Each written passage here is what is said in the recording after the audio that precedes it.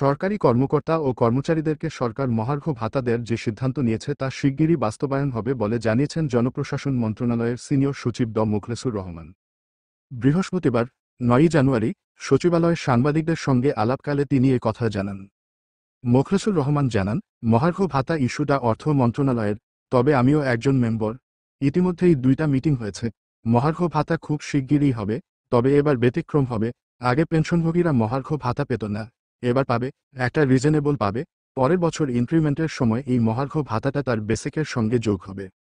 এই বাজেটেই মহার্ঘ ভাতা কার্যকর হবে কিনা এ প্রশ্নে তিনি বলেন, এ বাজেটে মানে ৩০ জুনের মধ্যে। আমি বলবো অবশ্যই এর মধ্যে হবে, তার আগে হবে ইনশাআল্লাহ। পার্সেন্টের বিষয়ে তিনি বলেন, এ বিষয়ে অর্থ উপদেষ্টা বা অর্থ সচিবকে জিজ্ঞেস করেন, তারা বলতে পারবে। কোন মাস থেকে ধরা হবে সে বিষয়ে সচিব বলেন, অনুমান করে বলা ঠিক হবে না। এ বিষয়ে অর্থ উপদেষ্টা ও অর্থ সচিব পরিষ্কার করে বলতে পারবেন। নবম পে স্কেল সহ সরকারি চাকরিজীবীদের মহার্ঘ ভাতা সংক্রান্ত সঠিক তথ্য পেতে চ্যানেলটিতে লাইক, কমেন্ট ও সাবস্ক্রাইব করতে ভুলবেন না। ধন্যবাদ।